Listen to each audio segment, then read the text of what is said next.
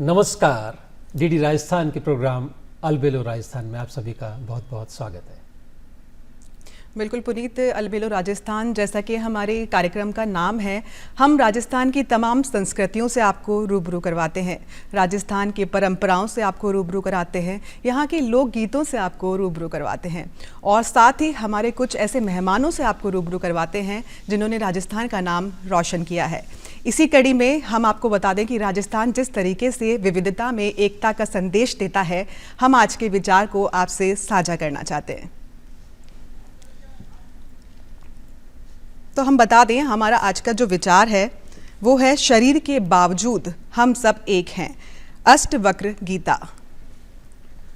जी पुनीत, जिस तरीके से हमारा आज का विचार ये बोलता है कि शरीर के बावजूद हम सब एक हैं, आज कुछ और भी खास होने वाला है, मुझे ऐसा लगता है। बिल्कुल आज की बात करेंगे, लेकिन इतिहास की उन बातों को आज हम स्मरण करते हैं जिन पर आज की और भविष्य की आधारशिला रखी गई थी। बिल्कुल 1949 में 1949 में संविधान सभा की आखिरी बैठक में बाबा साहब डॉक्टर भीमराव अंबेडकर जी ने समापन भाषण दिया था और उसी दिन स्वतंत्र भारत के संविधान पर संवैधानिक समिति के अध्यक्ष ने हस्ताक्षर कर इसे तत्काल प्रभाव से लागू किया था।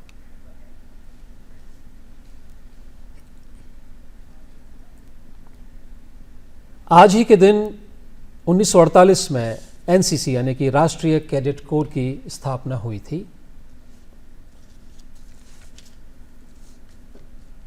और अब फोन की कम्युनिकेशन की 1960 में, आजकल तो लोग इसे नहीं जानते, लेकिन उस समय जब लैंडलाइन फ़ोन हुआ करता था तब एसटीडी फ़ोन की व्यवस्था में पहली बार कानपुर और लखनऊ के बीच प्रयोग किया गया था। और आज के दिन से शुरुआत करते हैं। आज 25 नवंबर है, international day for violence against women है। बहुत महत्वपूर्ण दिन है। आज़ादी के इतने समय बाद भी या मानव सभ्यता के इतने समय बाद भी हम देखते हैं क्राइम अगेंस्ट वुमेन और वुमेन वायलेंस आज तक भी जारी हो रहा है। इसी बात के लिए नई चेतना 3.0 गवर्नमेंट ऑफ इंडिया ने शुरुआत की है। 1 महीने तक इस मिशन को चलाया जाएगा, जिसमें हम अलग अलग सामाजिक संगठनों के जरिए संस्थानों में इस तरह की प्रैक्टिसेस को अडॉप्ट करेंगे, किस तरह से हम क्राइम अगेंस्ट वुमेन या वायलेंस अगेंस्ट वुमेन को कम कर सकते हैं।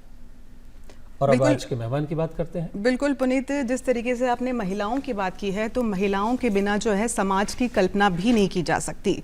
महिलाएं जो है समाज का अभिन्न हिस्सा भी हैं, लेकिन उसके बावजूद महिलाएं सामाजिक तौर पर, आर्थिक तौर पर और हर पड़ाव पर कहीं ना कहीं हिंसा का सामना करती हैं। लेकिन आज हम जिस मेहमान की बात करने वाले हैं पुनीत, वो काफ़ी फेमस है और काफ़ी चर्चित भी हैं। हम बात करेंगे राजस्थान की एक बेहतरीन महिला पुलिस अधिकारी की। हम बात कर रहे हैं आईपीएस तेजस्विनी गौतम की, जो हमारे साथ दूरदर्शन स्टूडियो में उपस्थित है। आपका बहुत बहुत स्वागत है मैम दूरदर्शन के इस खास कार्यक्रम अलबेलो राजस्थान में। हम बता दें दर्शकों को कि तेजस्विनी गौतम जी जो हैं वो जयपुर पुलिस कमिश्नरेट में डीसीपी ईस्ट के पद पर अभी फिलहाल तैनात हैं। इसी के साथ उन्होंने 2013 में पहले ही प्रयास में, अगर हम गलत नहीं हैं, तो उन्होंने यूपीएससी क्लियर किया था और दिल्ली से उनकी वो संबंध रखती हैं, दिल्ली से वो आती हैं। और साथ ही राजस्थान में जिस तरीके से दिल्ली से आकर राजस्थान में पूरी पुलिस जो पूरी महकमा है उसमें इस तरीके से बड़ा बदलाव इन्होंने किया है, वो बाकी काबिल तारीफ है। मैम आपका एक बार फिर स्वागत करते हैं हम दूरदर्शन स्टूडियो में। Thank you so much. और अर्पिता, आपने खास बात नहीं बताई कि इस वर्दी की जो इंसान है उसके पीछे एक बहुत अच्छा दिल है, अच्छा दिमाग है और वो थिएटर की देन है। आप थिएटर से भी जुड़ी रही हैं। आपने स्ट्रीट प्लेज, थिएटर की सबसे मुश्किल विधा, पहली विधा कही जाती है स्ट्रीट प्लेज यानी कि नुक्कड़ नाटक, जिसमें आपके और दर्शक के बीच कोई दूरी नहीं होती है। आप बड़ा इम्प्रॉम्प्टू इम्प्रोवाइज कर पाते हैं, दर्शक की रिएक्शन आपको इमीडिएटली मिल जाती है और वो बड़ा साहस का काम होता है कि दर्शक आपसे 5 फीट की दूरी पर और आप सीधा संवाद कर रहे हैं। शुरुआत करते हैं, जैसा कि आज international day for violence against women की बात है। समाज को चलाने में, परिवार को चलाने में, देश की प्रगति में दोनों जेंडर्स का पूरा रोल है। आज भी हम जेंडर बाय सोसाइटी देखते हैं या क्राइम की हम बात करते हैं, हालांकि क्राइम का कोई चेहरा नहीं होता है, फिर भी एक आंकड़ों की हम बात करें तो क्राइम अगेंस्ट वुमेन या वायलेंस अगेंस्ट वुमेन अभी भी डेटा कहता है कि काफ़ी प्रिवेलिंग है। अलग अलग तरीक़ों से हो सकता है, मेंटल हो सकता है, फिजिकल हो सकता है, इमोशनल हो सकता है, फाइनेंशियल हो सकता है। जी। So your take on that particular subject, how do you take this particular day? देखिए, international day for elimination of violence against women, जब यूएन ने इसको 25 नवंबर को माना, तो मुझे लगता है कि उससे पहले हमें ये जानने की ज़रूरत है कि आपने जैसे कहा दोनों जेंडर्स की इक्वली रिस्पॉन्सिबिलिटी है। बायोलॉजिकली दो डिफरेंट सेक्स बनाए गए थे केवल इसलिए कि प्रजनन हो सके, रिप्रोडक्शन हो सके, और ये खाली होमोसेपियंस ह्यूमंस में नहीं है, ये अधिकतर स्पीशीज़ में है। इसको सोशियोलॉजिकली ये मान लिया गया कि महिलाएं जो हैं वो पुरुषों से कमज़ोर हैं या पुरुष जो हैं वो उनसे बेहतर एंटाइटल्ड हैं, जिससे ये कॉन्सेप्ट वायलेंस का फिर आया। फिर जब किसी भी महिला ने उसका विरोध करना चाहा तो उसको या तो इमोशनली वायलेंट होके दबा दिया गया या सेक्सुअली वायलेंट होके या फिजिकली वायलेंट होके दबा दिया गया। And I think now is the time, अब आप देख रहे हैं कि हमारी माताओं और दादियों की जनरेशन ने जो एक स्ट्रगल या मैं कहती हूँ मूवमेंट या लड़ाई लड़ी, जिसके बाद आज आप देखते हैं कि पढ़ाई में एटलीस्ट कोई भी माँ बाप आज अपने लड़के लड़कियों में, बेटे बेटियों में ये फ़र्क नहीं कर रहे कि हम अपनी बेटी को नहीं पढ़ाएंगे। तो आज हमें, हमारी जनरेशन को पढ़ाई हमारी माताओं और दादियों की जनरेशन की लड़ाई के बाद मिली है, लेकिन आगे हमारी लाइफ में अभी भी प्रॉब्लम्स महिलाएं झेल रही हैं। We are in a transition society, बहुत चीज़ें बदलाव हुई हैं, लेकिन जैसे कि अब आंकड़ों की बात करें फॉर क्राइम अगेंस्ट वुमेन, तो उसमें एक बहुत चौंकाने वाली बात हम एज पुलिस ऑफिसर्स हमेशा देखते हैं, चाहे वो इमोशनल अब्यूज़ हो, चाहे वो सेक्सुअल अब्यूज़ हो, फिज़िकल अब्यूज़ हो, इन सभी मामलों में 90 से 95% परपेट्रेटर्स, अक्यूज़ जो हैं वो महिला के नोन होते हैं। तो ये ऐसा क्राइम नहीं है कि कोई बाहर वाला व्यक्ति आके आपके साथ कर रहा है, वो गिने चुने कुछ केसेस होते हैं, बट अधिकतर जगहों पर स्पेशली बालिकाओं के साथ या बालकों के साथ, बच्चों के साथ जो ये क्राइम हो रहा है, उसमें 95% 99% लोग जो हैं वो अपने घर के नेबरहुड या कोई नोन पर्सन्स हैं। तो ये एक बहुत बड़ा सवाल है हमारे समाज पर कि हम अपनी ही महिलाओं को, बालिकाओं को कैसे ट्रीट कर रहे हैं। सो एक्चुअली हमें खुद इंट्रोस्पेक्ट करना चाहिए कि हम किस तरफ जा रहे हैं। हम एक तरफ नारी को पूजने के लिए देवियों को पूजते हैं, उनको रिस्पेक्ट करते हैं, और अगली ही तरफ या दूसरी तरफ हम अपनी महिलाओं के साथ, बालिकाओं के साथ कैसे ट्रीट करते हैं या अपना गुस्सा उनके ऊपर इतनी आसानी से कैसे निकाल देते हैं। आज भी आप देखेंगे मैक्सिमम कपल्स दोनों वर्किंग हैं आज नए ज़माने में। बिल्कुल।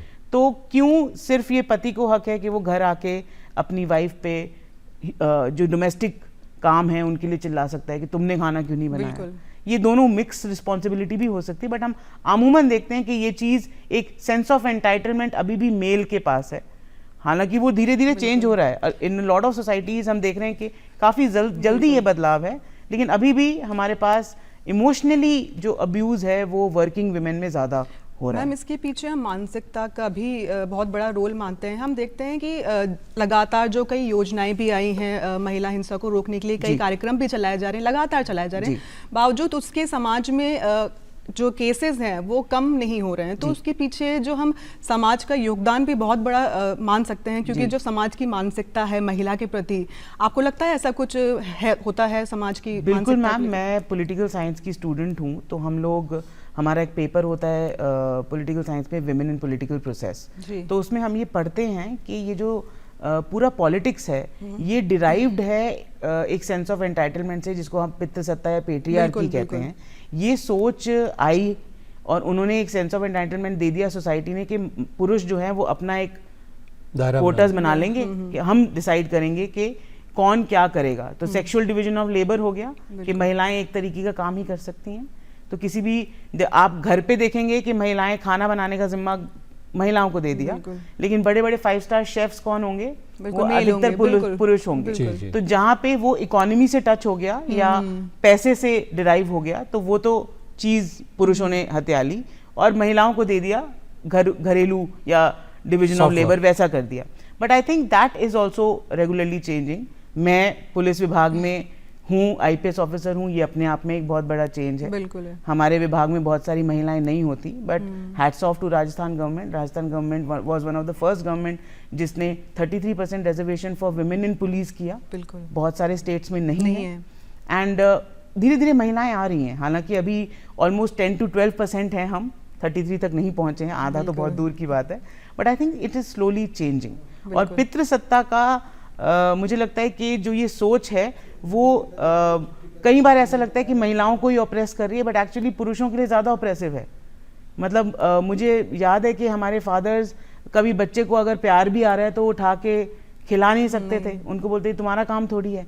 बट आजकल की जनरेशन में देखती हूँ मॉल्स में wifes are shopping and kid is being taken care by the husband. So slowly मतलब मेरे इमोशंस को पितृसत्ता दबा रहा है। अगर मैं एक मेल हूँ, मेरी मदर की डेथ होगी, मैं रो नहीं सकता बिकॉज कि अरे यार मर्द कोई रोते थोड़ी हैं। तो that kind of a thing is also oppressive for men. तो आई थिंक पितृसत्ता शुड बी चेंज्ड। एंड अक्सर मैं जैसे कॉलेजेस या स्कूल्स में जाते हैं हम तो बोलते हैं पितृसत्ता का ऑपोजिट क्या है, विलोम क्या है, तो अक्सर लोग बोलेंगे मातृसत्ता। बट अगर पुरुषों का महिलाओं को दबाना गलत है तो महिलाओं का पुरुषों को दबाना भी उतना ही गलत है। तो आई थिंक पितृसत्ता का जो विलोम होगा वो समानता होगा, इक्वालिटी होगा। इक्वलिटी या न्यूट्रलिटी की हम बात करें, और क्यों ये बात दिमाग में आती है कि जेंडर क्या है, किसी काम को साथ कर, जैसा आपने कहा कि घर पर जब पुरुष आता है और ये एक्सपेक्ट करता है कि घर की लेडी जो है वो घर का कार्य करे या खाना बनाए जी। तो मुझे लगता है इसमें सुपीरियरिटी के चक्कर में हम जो जॉय ऑफ टुगेदरनेस है उसको भूल जाते हैं। बिल्कुल सही। साथ काम करने का जो आनंद होता है, एक दूसरे के साथ टाइम स्पेंड करने का जो आनंद होता है, उसको मिस कर देते हैं। तो मुझे लगता है कि ये जेंडर वाले सोच का जो लेंस है ना, सबसे पहले इसको उतारने की जरूरत है। There is no need. जब आप किसी से, जैसे आपसे संवाद कर रहा हूँ, तो मेरे सामने एक व्यक्ति है जो शिक्षित है, उसने समाज के लिए कुछ कार्य किया है, वो जेंडर की बात क्यों ज़बरदस्ती दिमाग में लानी है फिर भी। लेकिन चूंकि आपने पॉलिसी की बात की कि राजस्थान सरकार ने 33% रिजर्वेशन किया, उससे विभाग में काफ़ी सारी वुमेन एम्पावरमेंट हुआ, पुलिस में फीमेल का पार्टिसिपेशन शुरू हुआ।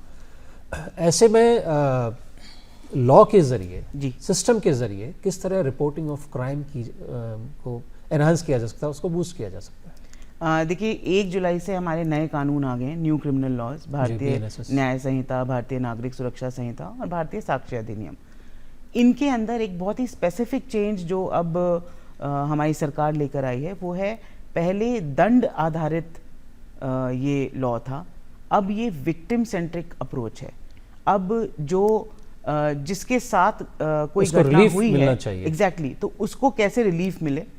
और अब ये ज़रूरी हो गया है कि विमेन रिलेटेड क्राइम के लिए रिपोर्टिंग के लिए या उनके स्टेटमेंट्स रजिस्टर करने के लिए आपको महिला पुलिसकर्मी ही चाहिए। तो you will have to recruit more women in police because now it is a compulsion और मैंडेटरी प्रोविजन ऑफ लॉ।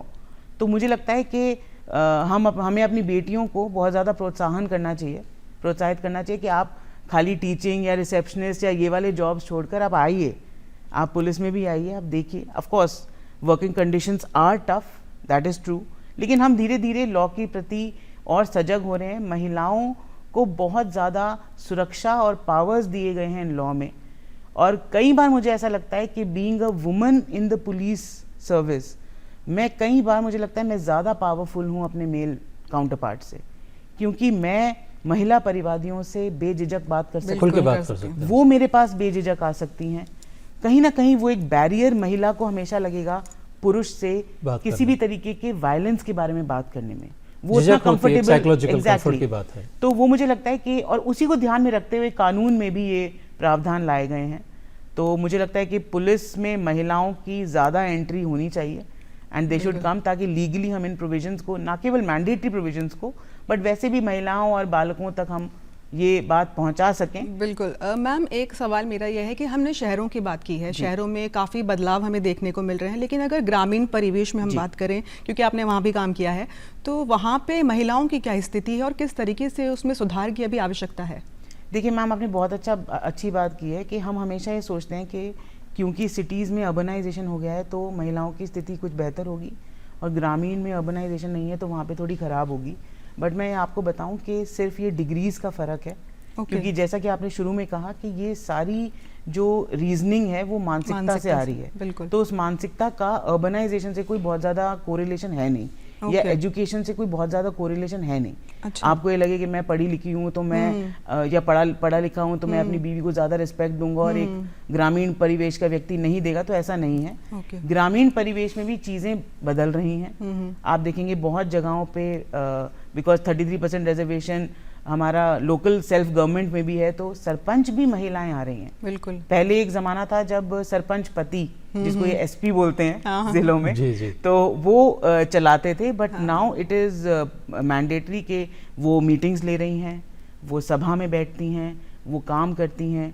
घूंघट के लिए भी राजस्थान सरकार ने बहुत अच्छा काम किया है, जो एडमिनिस्ट्रेशन है वो लगातार काम कर रहा है, तो चीज़ें चेंज हो रही हैं, ड्रास्टिक चेंजेस आ रहे हैं डेफिनेटली मैम। एंड मुझे लगता है इंटरनेट से जो रूरल और अर्बन का जो एक वो डिवाइड था वो बहुत ऑब्लिटरेट हो गया है। मतलब बाउंड्रीज हैव एक्चुअली मिक्स्ड, क्योंकि आप इंटरनेट से आप दुनिया की सारी चीज़ें आपके पास हैं, तो ग्रामीण परिवेश में भी अब बहुत सारी नई चीज़ें, टेक्नोलॉजी उन तक आई है, तो वो उस चीज़ को समझते हैं कि महिलाएं घर से बाहर भी निकलेंगी, बाहर पढ़ने भी जाएंगी, पढ़कर वापस आएंगी तो फिर कोई काम करने के लिए शहर में भी जाएंगी, तो वो चीज़ को वो एक्सेप्ट कर रहे हैं। धीरे होगा, social change is always slow, technological change is very fast. तो हमारे जो घर में परदादा हैं वो पगड़ी और धोती के साथ मोबाइल तो चला लेंगे, तो he has learn to use WhatsApp, लेकिन सोशल चेंज उनके दिमाग में, कल्चरल चेंज थोड़ा धीरे आएगा, but it is changing. Puneet, ma'am ने जिस तरीके से अभी बात करी है इंटरनेट की, तो शायद आपको पता होगा कि कोरोना काल में ना इंटरनेट का बहुत तहलका मचाया था मैम ने, बिना लाठी डंडों के ना लोगों को घर में बिठा के रखा था। लेकिन जुड़ा हुआ एक प्रश्न पे पहले मैं वो लेना चाहूँगा। लॉ का अपना एक डोमेन है ना, लाठी का अपना एक डोमेन है, उसको इफेक्ट इम्प्लीमेंटेशन में, लेकिन संवाद की जब बात आती है तो सामाजिक परिवर्तन हमेशा संवाद से होते हैं जी, काउंसलिंग के जरिए होते हैं। वो कहते हैं कि बस पूछ लेते वो मिजाज मेरा तो कितना आसान था इलाज मेरा। तो काउंसलिंग किस तरह से इश्यूज को रिजॉल्व करता है? आपके पास में तरह तरह के परिवाद आते हैं, क्योंकि एक इमोशंस होते हैं, कई बार वो स्पुर हो गया और आपने उसे सिर्फ और सिर्फ रूल से अगर उसको एड्रेस किया तो न्याय तो मिल जाएगा, लेकिन जो एक होलिस्टिक सोल्यूशन है वो नहीं मिल पाता है। तो सबसे ज़्यादा काउंसलिंग का हम जो पॉजिटिव साइड देखते हैं वो मैरिटल डिस्प्यूट्स में देखते हैं कि जो शादीशुदा कपल हैं उनके बीच में अगर कोई प्रॉब्लम हो गई है तो अक्सर क्या है कि ईगो के मामले में वो आके हमें रिपोर्ट देते हैं। अगर उसमें स्ट्रिक्टली लीगल चाहे चलें तो फिर घर टूटने की नौबत आ जाती है। बट इसमें माननीय सुप्रीम कोर्ट के भी डायरेक्शंस हैं, SOP बनी हुई है कि जहाँ तक पॉसिबल हो अगर किसी का घर बस रहा हो तो that should be our first attempt. कोई डिवोर्स के लिए भी अगर अप्लाई करता है तो मतलब वो खुद भी 6 महीने उनको देते हैं कि आप साथ में रह के देखिए। जी बिल्कुल, एक मौका दिया जाता है। तो इंसान तो क्या है कि लड़ाई तो कभी भी हो सकती है मियाँ बीवी में, लेकिन वो अगर समझदारी से, ठंडे दिमाग से समझाया जाए तो बहुत छोटे इश्यूज को रिजॉल्व किया जा सकता है। तो मुझे लगता है कि हम ये भी एक पुलिसिंग का बहुत पॉजिटिव साइड है कि हम देखते हैं कि इस तरीके के केसेस में हम काफ़ी हेल्प कर पाते हैं अपने क्लाइंट्स की, अपने जो भी हमारे परिवादी हमारे पास आते हैं, और फिर वो काफ़ी हमें दुआएं भी दे के जाते हैं। बहुत बार सीनियर सिटीजन माता पिता आते हैं जिनके बच्चे उनके साथ दुर्व्यवहार कर रहे हैं, या उन्होंने प्रॉपर्टी के कागज़ों पे साइन करवा लिए और अब घर से बाहर निकाल दिया उनको। तो ऐसे केसेस में मुझे लगता है कि काउंसलिंग और थोड़ा सा, जैसे आपने कहा डंडा, तो थोड़ा सा सख्त रुख भी ऐसे बच्चों के लिए उन माँ बाप को बहुत ढांढस देता है। देखिए कोई भी माँ बाप, बच्चा चाहे कितना ही बुरा हो, उसके खिलाफ कभी भी लीगल एक्शन प्रोसीड नहीं करते। वो यही कहते हैं हमारे बच्चे ने हमें घर से बाहर निकाल दिया, लेकिन आप उसे गिरफ्तार मत करिए, आप बस उसे समझा दीजिए, थोड़ा सा डांट दीजिए। तो माँ बाप कभी भी बच्चों के लिए इस तरीके से नहीं कहते हैं, लेकिन क्योंकि वो भी एक लीगल राइट है उनका कि आप ऐसे डिस्पोजेस नहीं कर सकते उनको, तो वो थोड़ा सा आई थिंक वहाँ पे भी, तो इन दोनों ही केसेस में हम काउंसलिंग के थ्रू या थोड़ा सा सख्ती के थ्रू हम अगर घर बसा सकते हैं या कोई पॉजिटिव चेंज ला सकते हैं तो एक बहुत बड़ा कंट्रीब्यूशन है। सारे शिकवे जाते रहे तो उन्हें हंस के जो बात कर ली, तो हंस के बात करने से बात बन जाती है।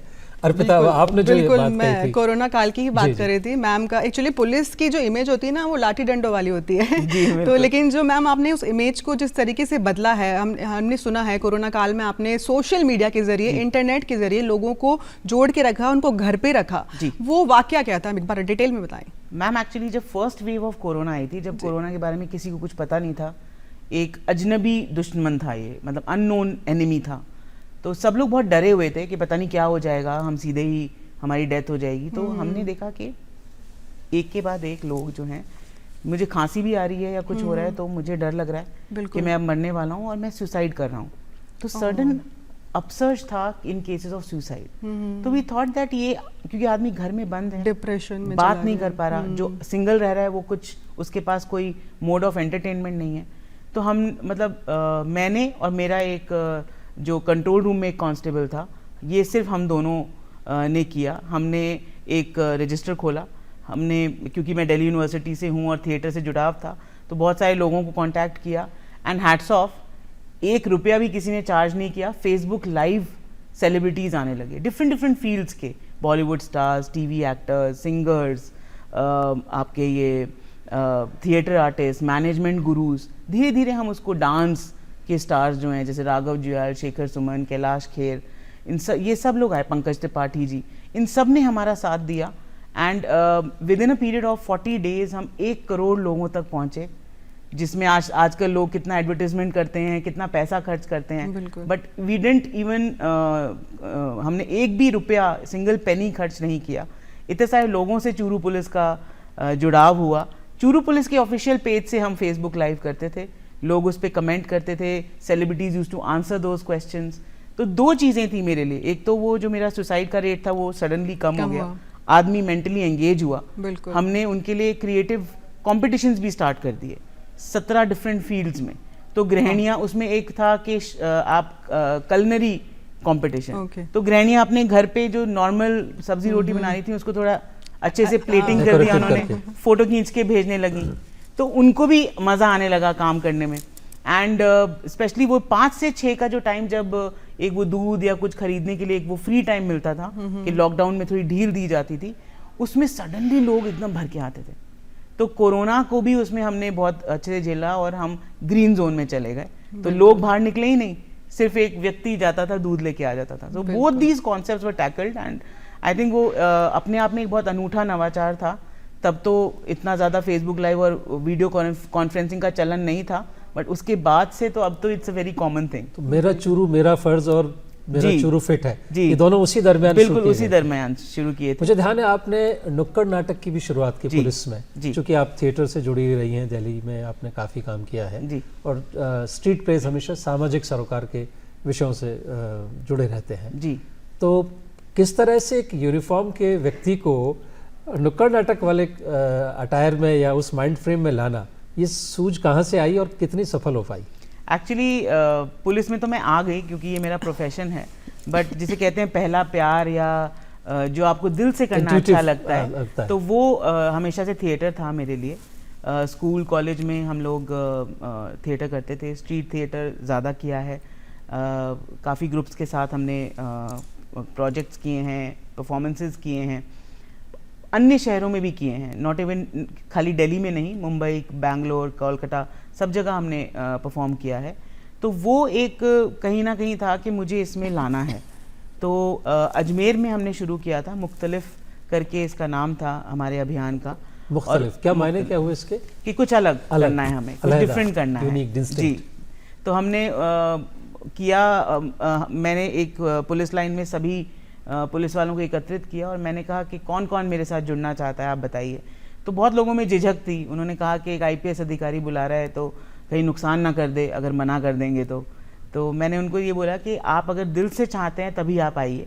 तो मुझे ऐसे 8 से 10 महिलाएं और प्लस पुरुष मिले, उनकी टीम, उनको कुछ नहीं आता था, definitely they had no background in theatre. मैंने स्क्रिप्ट लिखा, मैंने ही उनको प्रशिक्षित किया, हमने एक प्ले साथ में बनाया, एक बनाया हमने विमेन इश्यूज़ पे जिसका नाम था आवाज़, और एक हमने बनाया बच्चों में जो नशे की लत या युवाओं में जो नशे की लत है उस पर एक बनाया गुमराह। तो इन दोनों प्लेस के तकरीबन 70 से 80 परफॉर्मेंसेस बड़े कस्बों में, बड़े गाँवों में, जहाँ जहाँ भीड़ भाड़ ज़्यादा होती है वहाँ, जैसे दरगाह एरिया में क्या करते हैं वो, जो अजमेर की दरगाह एरिया है वो, क्योंकि बहुत ही सकड़ी गलियाँ हैं, भीड़ बहुत रहती है, तो पिक पॉकेटिंग और इसके लिए छोटे बच्चों को यूज़ करते हैं। हाइट छोटी रहती है तो वो बीच में निकल जाते हैं इजीली और चुरा के आ जाते हैं, चेन स्नैचिंग या वॉलेट या घड़ी ले जाना, और वो सब करते हैं उनको ड्रग्स देकर या उनको कुछ नशा देकर। तो वहाँ पर हमने 7 दिन में मात्र 67 बच्चों को रेस्क्यू किया था, सिर्फ इस प्ले की वजह से, क्योंकि वो बच्चे बहुत इंजॉय कर रहे थे उस प्ले को देखना और उनको लगा कि हमारे साथ भी ऐसा कुछ गलत होता है। They started coming to police.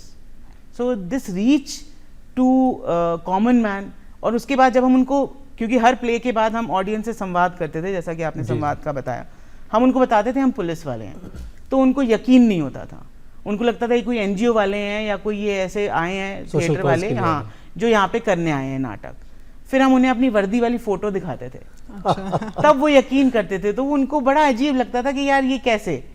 तो मुझे लगता है कि वो एक उनके चेहरे पे जो एक वो सडन चेंज होता था ना, वो बड़ा मतलब पहले तो वो हमसे बहुत हंस के बात कर रहे हैं, जैसे ही पता चला पुलिस वाले तो 2 कदम तो पीछे लेते थे। बिल्कुल। और एक चीज जो मैंने अपनी टीम में देखी, फिर मुझे ऐसा लगा कि पहले जो मेरी पुलिस की टीम थी वो लोगों से कटी रहती थी, क्योंकि आप देखें कि पुलिस की जॉब आप 30 साल तक एक बहुत रिपीटेटिव जॉब कर रहे हैं, आपको लोगों से कोई अप्रिसिएशन तो मिलता नहीं है। मैम एक डर भी रहता था, अब थोड़ा सा एब्सोल्युटली मैम, डर उनका भी है, और क्योंकि उनका डर है स्टीरियोटिपिकल इमेज से जो मीडिया रीइंफोर्स करता है कि पुलिस तो हमेशा लेट आती है, ठुल्ले हैं, मामू हैं।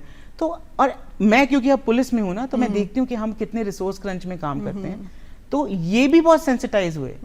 इनको लगा हम भी जनता को बहुत गलत समझते थे, तो it was a two way change. जनता तो हुई कि भाई देखो पुलिस इतना एफर्ट कर रही है, बट ये भी सेंसिटाइज हुआ। मुझे बहुत खुशी है ये बताते हुए कि इस हमारे मुख्तलिफ कार्यक्रम को हमने अजमेर, जयपुर और अभी भी हम जयपुर में कर रहे हैं, क्योंकि ये टीम्स तो वहीं हैं, मेरा ट्रांसफ़र हो गया लेकिन टीम्स वहीं हैं, लगातार कर रही हैं। और अभी इसको हमारे annual disease and IGs conference जो माननीय प्रधानमंत्री महोदय लेते हैं, उसमें इसको इनोवेशंस इन पुलिसिंग में इंक्लूड किया गया है, जिस पे हम प्रेजेंट करेंगे। Wonderful ma'am. तो ये बहुत अच्छा पॉलिसी चेंज है। जी बिल्कुल बिल्कुल। एक बात अभी आपने बताई, ड्रग एडिक्ट बच्चों को आपने छुड़वाया है, इसके पीछे जो कारण क्या होता है? इतने छोटे छोटे बच्चों को ड्रग्स की इतनी आदत हो जाना, उनको जिस तरीके से लत करवा दी जाती है, क्योंकि बच्चे तो बहुत मासूम होते हैं, किस तरीके उसके पीछे का कारण क्या है और किस तरीके से हम समाज में ये चेंजेस लाएं, समाज की धारणा को बदलें कि इसमें अब ये जो चीज़ें हैं वो कम होती जाएं? मैम देखिए, दरगाह स्पेसिफिक तो ये था कि वो बहुत छोटे बच्चे थे और कुछ ऑर्गेनाइज्ड गैंग्स थी जिनको ये पता था कि भाई हम क्राइम करेंगे तो पकड़े जाएंगे, बच्चे पकड़े नहीं जाएंगे। बच्चों के लिए लॉ भी थोड़ा सा सिंपलर है। बट आजकल जो हम नशे की लत को ज़्यादा देख रहे हैं, वो देख रहे हैं युवाओं में। स्पेशली वो इसलिए है कि सोशल मीडिया से उनको लगता है कि ये बहुत ही कूल है, राइट, ये मुझे और कुछ पीयर प्रेशर में भी उनको लगता है कि मुझे ये करना ज़रूरी है। बट उसके जो नेगेटिव इम्पैक्ट्स हैं, जो हेल्थ के इम्पैक्ट्स हैं या जो अन्य लीगल इम्पैक्ट्स हैं, वो उनको समझ में नहीं आते। और बीकानेर में क्योंकि मैं थी, वहाँ पे अंतर्राष्ट्रीय बॉर्डर है, तो वहाँ पे ड्रग्स की प्रॉब्लम काफ़ी ज़्यादा है। पंजाब के काफ़ी निकट है बीकानेर, तो मैंने वहाँ पे एक चीज़ देखी कि वहाँ घर घर में लोग छोटी छोटी क्वांटिटीज़ में ड्रग्स बेचते हैं। और मुझे ये समझ में आया कि पुलिस, हमने कई गुना, 7 गुना 8 गुना केसेस कर लिए, लेकिन फिर भी वो प्रॉब्लम जड़ से नहीं ख़त्म हो रही, क्योंकि वन, उसकी डिमांड बहुत ज़्यादा है। तो ये डिमांड जब तक कम नहीं होगी, हमें अपने बच्चों को देखना पड़ेगा कि मेरा बच्चा किस पीयर ग्रुप में जाता है, किस कंपनी को फॉलो कर रहा है। अब माँ बाप दोनों वर्किंग हो गए, उन्होंने बच्चे को छोड़ दिया इंटरनेट के सहारे, तो कुछ घर में हमें पेरेंट्स का बहुत बड़ा रोल होता है। एग्जैक्टली। एंड दूसरा मुझे कारण लगा कि हम सोसाइटी में, जैसे मेरा मोहल्ला है 30 घरों का, मैं जानता हूँ 30 घरों में से 2 घर हैं जो छोटी छोटी पुड़िया बेचते हैं, बट मैं उनको सोशली बॉयकॉट नहीं कर रहा। आप मत बुलाइए, आप कोई सवामणि कर रहे हैं, मत बुलाइए उन्हें। आपकी शादी है कोई मोहल्ले में या कोई आप मोहल्ले का कार्यक्रम कर रहे हैं, उनको बॉयकॉट करिए। सोशल आइसोलेशन जरूरी है। सो दे विल अंडरस्टैंड कि मैं कुछ गलत कर रहा हूँ, because there is so much money involved in this. उनको लगता है कि इट इज क्विक मनी, तो क्यों ना बेचें हम, क्योंकि मैम एक ऑर्गेनाइज कार्टेल काम करती है इसके लिए। तो वो ड्रग्स का जो एक मार्केट है, ये ऑर्गेनाइज क्राइम के तहत चलता है। इसमें खाली एक बंदा जो पुड़िया बेच रहा है वो इन्वॉल्व नहीं है, इसमें कई लेवल्स हैं। तो हमने कई बड़े बड़े इंटरनेशनल तस्कर भी पकड़े, नारकोटिक्स कंट्रोल ब्यूरो के साथ मिलकर। इंटरनेशनल बॉर्डर से हीरोइन आ रही है, कोकेन आ रही है, उसको हमने पकड़ा ड्रोन के मार्फत। अब तो ह्यूमन भी इन्वॉल्व नहीं है, टेक्नोलॉजी इज इन्वॉल्व। तो मुझे लगता है कि we have to cut on the demand. तो छोटे छोटे अपने अपने घर से हमें शुरुआत करनी पड़ेगी। जी, आपने टेक्नोलॉजी की अभी बात कही। जी, मॉडर्नाइजेशन ऑफ पुलिस में किस तरह की इनिशिएटिव लिए गए हैं, चाहे बिहेवियरल साइंस को लेकर के हो, जैसा कि पुलिस का बदलता चेहरा है। मैं दर्शकों के ये साझा करना चाहूँगा इस मंच के माध्यम से कि पुलिस ने और मेडिकल सर्विसेज में और हाउसकीपिंग, क्लीनिंग से जुड़े हुए स्टाफ ने जो इंसान की सेवा की, उसका ऋण कभी भी नहीं चुका पाएंगे हम सब अपने घरों में महफूज थे, चाहे रोज़मर्रा की चीज़ों की सप्लाई की बात हो या किसी को आइसोलेट करने की बात हो या डिस्पर्समेंट ऑफ डेड बॉडीज़ की बात हो। जी, पुलिस ने जो सेवा की वो अतुल्य है, अद्भुत है, अलौकिक है, विलक्षण है। मतलब उसको धन्यवाद जैसा शब्द है ही नहीं उसके लिए, उसको एक्सप्रेस किया भी नहीं जा सकता है। तो किस तरह से नए चेंजेस पुलिसिंग में, चाहे टेक्नोलॉजी के माध्यम से हो चाहे ह्यूमन ट्रेनिंग्स के माध्यम से देखने को मिलने वाले? तो दो चीज़ों पे आपने बहुत अच्छा कहा, टेक्नोलॉजी और सॉफ्ट स्किल्स, ह्यूमन ट्रेनिंग। तो एक तो मैम ने भी कहा कि डरते हैं पुलिस से, तो ये जो एक स्टीरियोटिपिकल इमेज है इसको चेंज करने के लिए हम बहुत कोशिश कर रहे हैं। लॉ भी बहुत सरल हो गया है और पुलिसिंग भी हम कांस्टेबल से लेके डीजीपी तक ट्रेनिंग के माध्यम से, सॉफ्ट स्किल्स इम्पार्टिंग के माध्यम से लगातार उनको ये बताते हैं कि आपको ये सीखना है कि आप कैसे संवाद करेंगे किसी भी अपने परिवादी से, आपको उसको झिझक के भगाना नहीं है। और एक वो जो एक डर था पहले कि कहीं आंकड़ा नहीं बढ़ जाए क्राइम का तो हमें कम मुकदमे दर्ज करने हैं, वो भी एक बार कि नहीं, आपको बिल्कुल जो भी परिवादी आपके पास आता है आप लीगली डील करिए, कोई दिक्कत नहीं है। हम आपसे नहीं पूछेंगे आंकड़ा क्यों बढ़ रहा है, क्योंकि हम उससे देखेंगे कि जेन्युइन केसेस कितने हैं। तो वो एक चीज़ें चेंज हुई। और टेक्नोलॉजिकली जैसा आपने कहा कि अब बहुत सारा क्राइम जो पहले फिजिकल रूप में होता था या इकोनॉमिक ऑफेंस भी जो लूट डकैती टाइप होते थे, अब वो शिफ्ट हो गए हैं टेक्नोलॉजी का यूज़ करके साइबर क्राइम की तरफ। बिल्कुल। तो आप देखेंगे कि ड्रोन्स यूज़ हो रहे हैं, एआई यूज़ हो रहा है, आपकी इमेजेस मॉर्फ करके आपसे ब्लैकमेलिंग की जा रही है, अन्य तरीके के साइबर ऑफेंसेस हो रहे हैं, क्योंकि डिजिटल माध्यम का यूज़ कोरोना के बाद से मल्टीट्यूड मैनर में बढ़ा है, exponentially. And there was this recent study मैं पढ़ रही थी, जो यूएन की ही थी कोई स्टडी, उन्होंने बताया कि post corona there has been an increase of cyber crime in 300%, reporting of cyber crime. तो बहुत सारी तो हमारी जैसे छोटी छोटी अमाउंट्स जाती हैं तो हम रिपोर्ट भी नहीं करते, या हमें कोई कॉल आता है और हमने उसका जवाब नहीं दिया तो we are not reporting, but attempts have been made with almost everybody now. आपके घरों में भी आपके पास कोई ना कोई ऐसा केस होगा कि जिसके साथ कोई फ्रॉड हो गया हो। तो ये टेक्नोलॉजी का मिसयूज क्राइम की तरफ जो हो रहा है उसके लिए भी पुलिस को हमेशा अपने लिए एडवांस रहना है। तो उसके लिए भी उनको सिखाना, क्योंकि जो हमारी कांस्टेबलरी है, हेड कांस्टेबल्स हैं, ये एक ऐसे परिवेश से आते हैं जहाँ पे टेक्नोलॉजी इन्होंने नहीं यूज़ की थी। अब जो सीनियर हेड कांस्टेबल्स ASIs हैं, उन्होंने तो कंप्यूटर देखा भी नहीं था जब वो पढ़ रहे थे, तो उनको इस चीज़ से बहुत ही मतलब कि नॉर्मलाइज कराना उनकी ज़िंदगी में कि टेक्नोलॉजिकल ऑफेंसेस भी आपको ही इन्वेस्टिगेट करने हैं, आपको उसकी स्किल आनी चाहिए और आप उसमें परिपक्व होने चाहिए, क्योंकि जो टेक्नोलॉजी क्रिमिनल के पास है हो सकता है आपके पास आते आते एक सरकारी प्रोसेस में डिले हो। तो आपको हमेशा अपडेट रहना है, क्रिमिनल से 2 कदम आगे सोचना है। तो टेक्नोलॉजी एडवांसमेंट की जो स्पीड है उसको पुलिस को मैच करने के लिए भी हम लगातार ट्रेनिंग दे रहे हैं। बिल्कुल मैम, आपने टेक्नोलॉजी की बात कर रहे हैं तो मुझे ऐसा लगता है टेक्नोलॉजी इन्वेस्टमेंट जो है वो सिर्फ पुलिस में ही सीमित नहीं होता है, हमें लगता है कि समाज को भी उस चीज़ के प्रति अवेयर होना बहुत ज़रूरी है। साइबर फ्रॉड लगातार बढ़ते जा रहे हैं, साइबर क्राइम्स की खबरें लगातार हम देख रहे हैं। महिलाएं जो हैं, खासकर महिलाओं की अगर हम बात करें, साइबर ठगी का बहुत ज़्यादा शिकार हो रही है। तो क्या कुछ समाज के लिए आप जो संदेश देना चाहेंगे, किस तरीके से उसमें उपाय किए जाएं? बिल्कुल आपने सही कहा मैम कि खाली पुलिस तो इन्वेस्टिगेशन में आती है, बिल्कुल, बट प्रिवेंट करना उस क्राइम को, prevention is better than cure, ये हमारे हम सबके लिए इम्पोर्टेंट है। और साइबर क्राइम एक लौता ऐसा क्राइम है जो 99% तक आप प्रिवेंट कर सकते हो अगर आप सजग हो, अगर आप अवेयर हो। राइट। और बेसिकली 2 ही चीजें साइबर क्राइम में आपको ले जाती हैं, लालच और लापरवाही, दोनों ल। तो लालच क्या कि अभी न्यू ईयर्स आने वाला है तो कोई बड़े 5 स्टार होटल की आएगा कि भाई आपका नंबर चूज किया गया है, इस लिंक पे क्लिक करें तो आपको न्यू ईयर्स पार्टी के 2 फ्री पासेस मिलेंगे। जी। इंसान लालच में कहता है, क्लिक कर लेता है। वो एक वायरस होता है जो आपके जैसे ही फोन में गया, your phone is hacked, everything is gone. लापरवाही कैसी कि आपने सोचा नहीं कि ये हो सकता है क्या, आपको एक कॉल आया, आपने उठाया और उस बंदे ने बोला कि आपने एक फ्रॉड किया था तो मैं CBI से बोल रहा हूँ और अब हम आपको अरेस्ट करेंगे। आपने क्या किया था, किया भी था क्या ऐसा कुछ? या आप देखेंगे कि गवर्नमेंट चैनल्स में, चाहे ब्यूरोक्रेसी हो, पुलिस हो, CBI हो, एनी डिपार्टमेंट हो, सबके ऑफिशियल हैंडल्स हैं सोशल मीडिया पे, ऑफिशियल वेबसाइट्स हैं जो HTTPS सिक्योर्ड हैंडल्स हैं।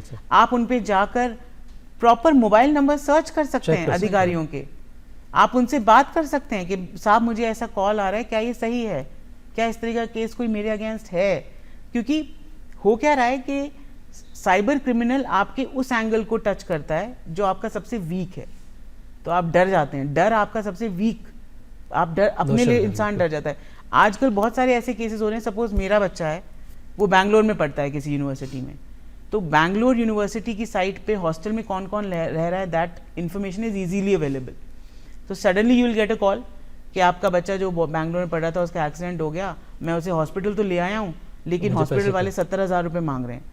तो अपने बच्चे के लिए कोई भी माँ बाप एक सेकंड का थॉट भी नहीं लगाएगा पैसे ट्रांसफर करने से पहले, लेकिन आप थोड़ा सा रुक के कोशिश करें। आपके पास एग्जैक्टली आपके पास आपके बच्चे के फ्रेंड्स के होंगे। एक हमारे बहुत ही सज्जन बहुत सीनियर ऑफिसर थे ब्यूरोक्रेसी में, उनके साथ ऐसा हुआ, बच्चा मणिपाल यूनिवर्सिटी में पढ़ रहा था, उनके पास कॉल आया and suddenly he remembered after transferring the money कि बच्चा तो छुट्टी पे घर आया हुआ है। तो वो बैंगलोर में हो कैसे सकता है? तो I think it is just a matter of fact कि आप 2 मिनट रुक जाएं, सोचें ठंडे दिमाग से क्या ये पॉसिबल है एंड देन रिएक्ट, और लालच से बचें। अतिशयोक्ति नहीं है जनाब, ये डिजिटल बॉम्ब है। बिल्कुल सही बात है। परमाणु बॉम्ब है, आपके लाभ के लिए भी है और आपको ऐसी मुसीबतों में फंसा सकता है। तो इसका जुडिशियस इस्तेमाल, जैसे हम ड्राइविंग करने से पहले सीखते हैं, एक लर्निंग लाइसेंस की एक प्रक्रिया है, फिर परमानेंट लाइसेंस आपको मिलता है, उसके बाद लगातार अपडेशंस लेते रहते हैं कि क्या ट्रैफिक रूल्स चेंज हो रहे हैं। ठीक वैसे ही जानकारी ही, आपकी अवेयरनेस ही आपको बचा सकती है। लॉ, पुलिस, दूसरे जो सिस्टम्स हैं वो तो बहुत बाद में आएंगे, क्राइम होने के बाद की है। पहले की स्थिति तो आपके हाथ में है, तो सजग रहें, जानकारी रखें, तो आप बचे रह सकते हैं। युवाओं के विषय में कुछ बात करना चाहिए? बिल्कुल नहीं, उससे पहले मैं एक बार मैम से मैं पूछना चाहूँगी, क्योंकि हमारा कार्यक्रम जो है अलबेलो राजस्थान है, राजस्थान से संबंध रखता है। दिल्ली से आकर राजस्थान में आपने क्या कुछ बदलाव देखा है, कितना फ़र्क आपको लगता है और यहाँ की संस्कृति से आप कितना जुड़ी हैं? अब मुझे 12 साल हो गए मैम दिल्ली से यहाँ पे आए हुए, तो मुझे ये तो मेरा घर ही लगता है, क्योंकि दिल्ली तो मैं यदा कदा ही जा पाती हूँ। मुझे लगता है 12 साल में मुश्किल से मैं 3 या 4 बार दिल्ली गई होंगी, क्योंकि हमारी जॉब ऐसी रहती है कि फील्ड छोड़ पाना बहुत मुश्किल होता है। मेरे पेरेंट्स ज़रूर आते रहते हैं मुझे विज़िट करने के लिए। तो मुझे लगता है कि राजस्थान की संस्कृति की सबसे अच्छी बात यह है, मैं इतने अलग अलग ज़िलों में रही, काफ़ी दूर दूर ज़िले थे ये, अलवर हरियाणा बॉर्डर पे, बांसवाड़ा नीचे डाउन साउथ गुजरात मध्य प्रदेश के बॉर्डर पे। और जब भी कोई राजस्थान से बाहर का व्यक्ति राजस्थान में आता है तो उसके दिमाग में एक स्टीरियोटिपिकल इमेज होती है कि धोरे मिलेंगे। बट जब मैं बांसवाड़ा गई तो मुझे ऐसा लगा हर गांव में इतना बड़ा तालाब, माही डैम खुद में इतना बड़ा, जब उसके गेट्स खुलते हैं इतना विहंगम दृश्य है वो, आप देखेंगे आपको लगेगा कि you are experiencing something out of the world. तो मुझे लगता है कि राजस्थान में पहाड़ हैं, नदियां हैं, खूबसूरत है, बहुत खूबसूरत है। तो सिर्फ धोरे नहीं है, और धोरों की भी मैम अपनी अलग ब्यूटी है, दे आर सो ब्यूटीफुल। तो मुझे लगता है geographically Rajasthan is beautiful, culturally it is so diverse. मतलब कुछ कुछ जिले तो मेरे ऐसे थे जिनकी एक कोने से दूसरा कोना वाज 280 किलोमीटर्स। बीकानेर इतना बड़ा जिला है, तो आप सोचते हो इतना बड़ा भी कोई जिला हो सकता है, क्योंकि वहाँ दिल्ली में तो 2 किलोमीटर पे दूसरा थाना लग जाता है। जी जी। तो मुझे ऐसा लगता है कि वो सब चीज़ें मेरे लिए बहुत नई थी।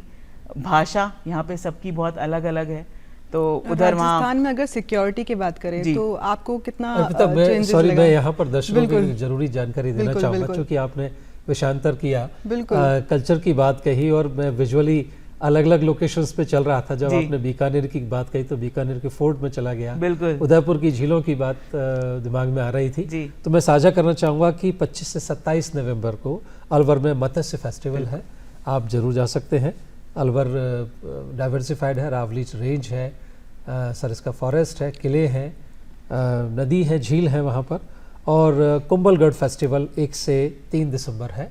कुंभलगढ़ भी एक खूबसूरत जगह है, ग्रेट वॉल ऑफ चाइना के बाद दूसरी सबसे बड़ी वॉल वहाँ पर ही है। और वो जो ख़ास तौर से जो लोग म्यूज़िक में इंटरेस्ट रखते हैं, क्योंकि वहाँ नाइट में भी कुछ प्रोग्राम्स होते हैं जो म्यूज़िक से रिलेटेड होते हैं, आर्ट से रिलेटेड होते हैं, दिन में दूसरे तरह की गतिविधियाँ होती हैं। रणकपुर जवाई बांध फेस्टिवल 21 से 22 दिसंबर को है। तो जवाई, आपने बांध की बात कही, तो बांध पर जा कर के वहाँ आप कैंपिंग का आनंद ले सकते हैं। और विंटर फेस्टिवल फेमस है ये माउंट आबू का, 29 से 30 दिसंबर है, जो राजस्थान की विविधता को आप विटनेस कर सकते हैं।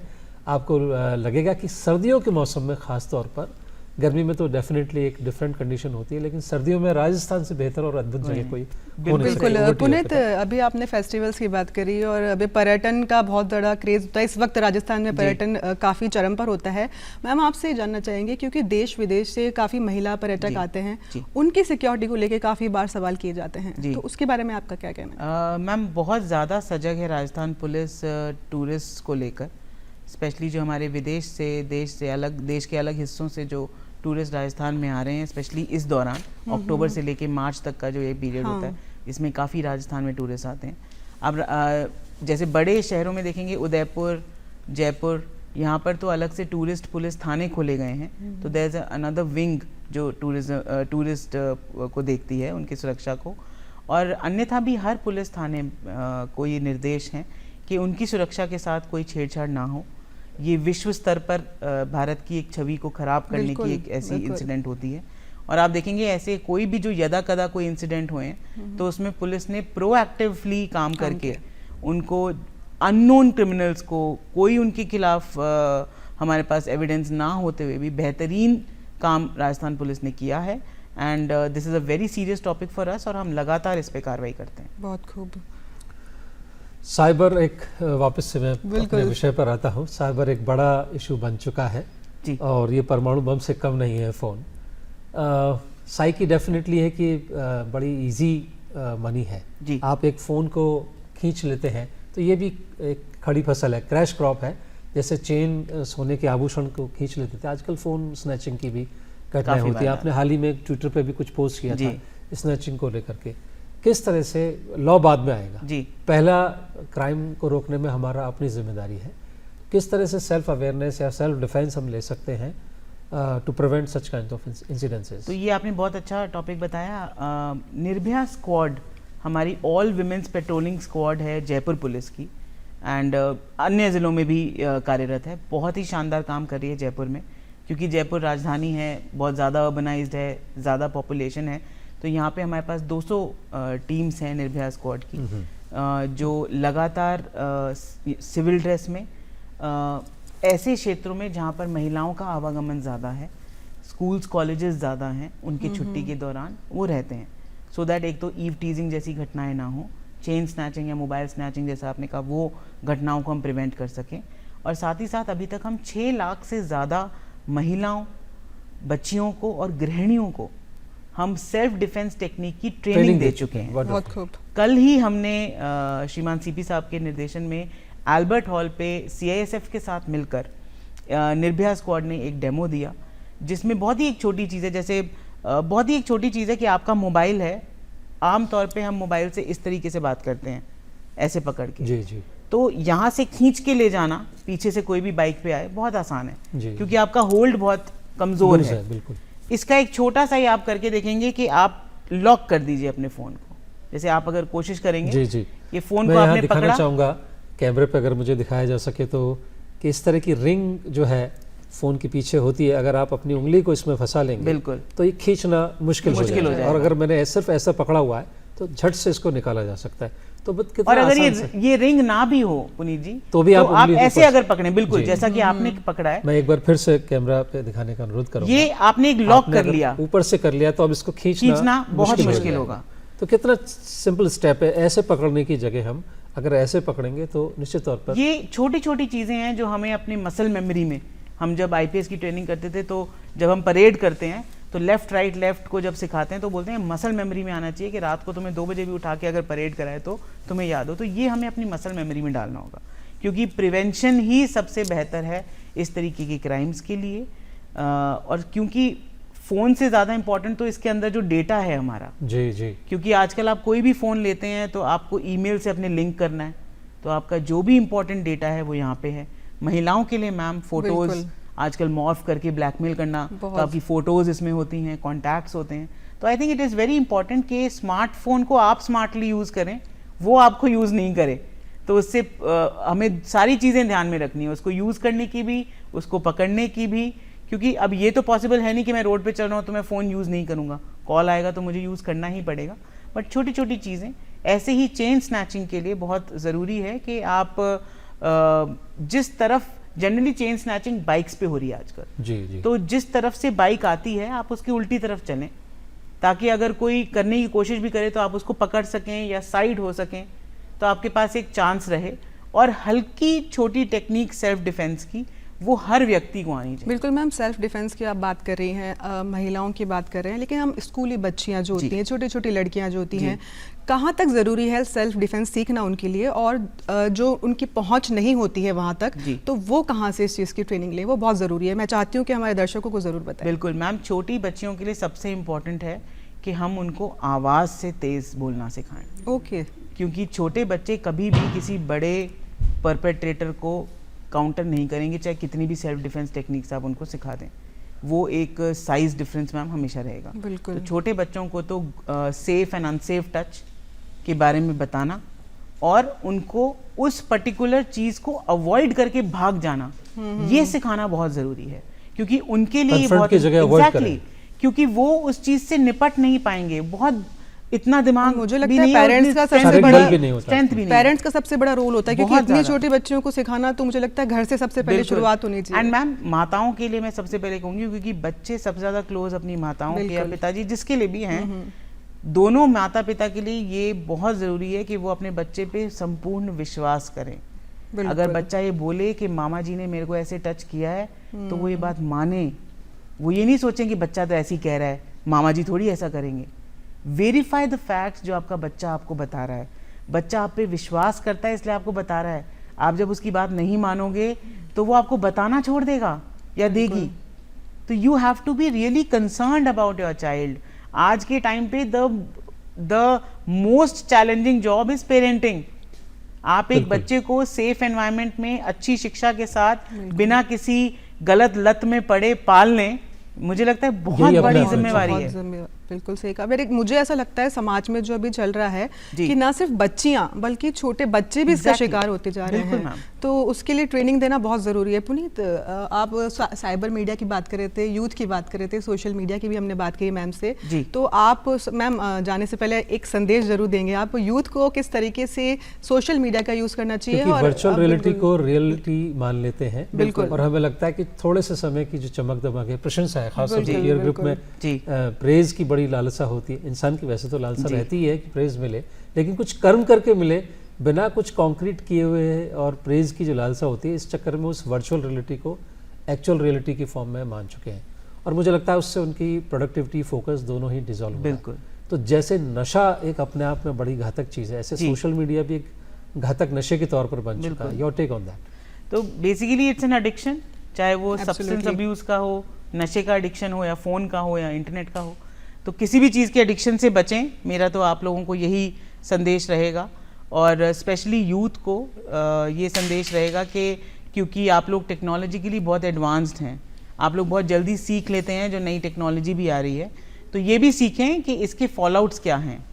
मैं जैसा कि मैंने पहले भी कहा, स्मार्टफोन को स्मार्ट नहीं होना है, आपको स्मार्ट होना है। फ़ोन आप यूज़ करेंगे, वो आपको यूज़ नहीं करे। वर्चुअल रियलिटी को रियलिटी समझने की जो गलती है वो भी ना करें।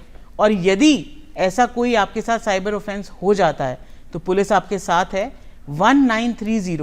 1930 साइबर हेल्पलाइन है, तुरंत कॉल करें और हम आपके लिए हमेशा तत्पर रहेंगे। जी, मुझे लगता है कि बातचीत तो अब चलती रहेगी, लेकिन अभी विदा होने का समय आ गया है, और बहुत ज़रूरी जानकारी आपने साझा की। और आपके जो इनोवेटिव क्रिएटिव इनपुट्स के कारण डिपार्टमेंट में जो चेंजेस आए, और एक सोशल फेस जो न केवल आपके अपने इंडिविजुअल के लिए बल्कि डिपार्टमेंट के लिए भी अच्छा है, क्योंकि दिए से दिए जलता है।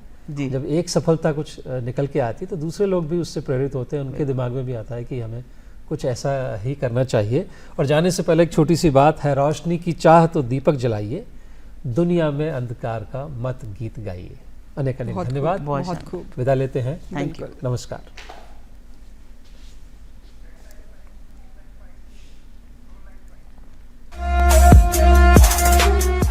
सजन तुम्हारी मिलन को आओ, वीर वीर मलमा आए, असवी चरण मीन घर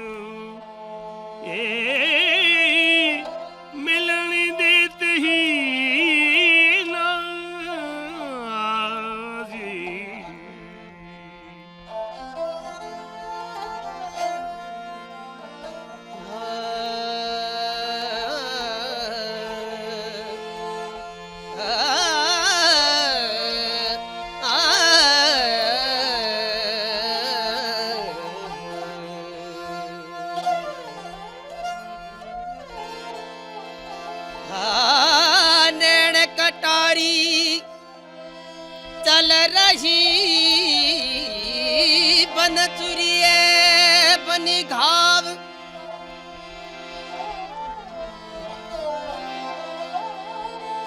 बन शस्त्री घायल कर गजी नैनी बड़ा हथियार नैने कटारी हो नैने कटारी मत मारो मारा आली जा लागे कले देव मारा मारू जी लागे कले देव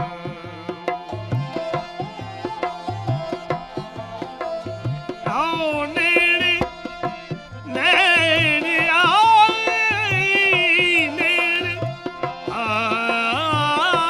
नेड़े किनारी मत मारो मारा मारू जी लागे करे देव मारा मारू जी लागे करे देव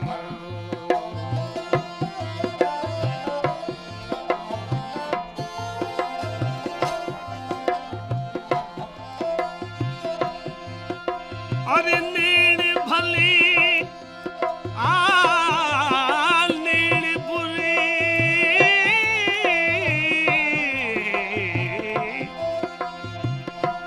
नीड़ी कुबती के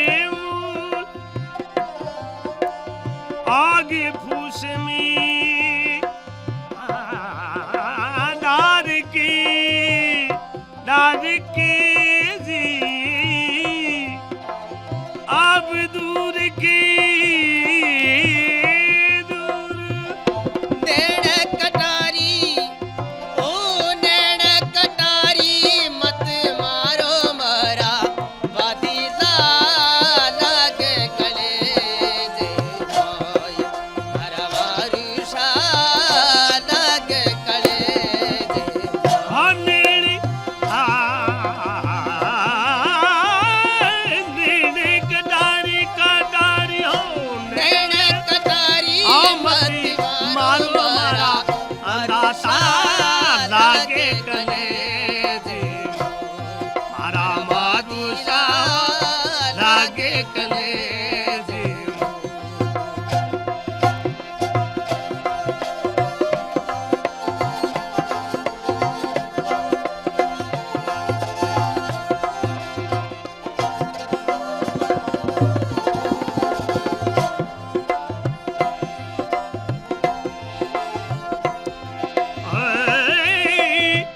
नैन पटकू ताल में आए गिरजी गिरजे हो जा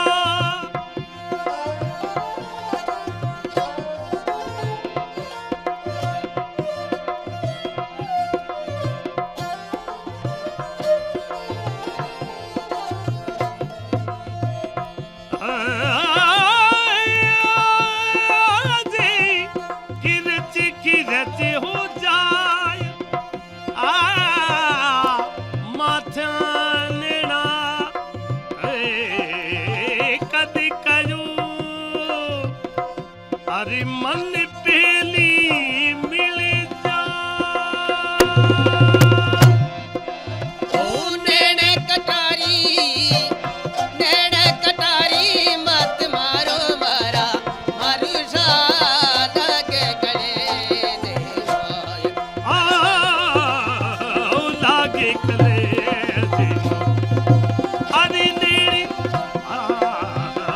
नेड़ कटारी हो नेड़ कटारी मत मारो मारा वादीजा लागे गले दे भाई मारा मारुषा लागे गले दे भाई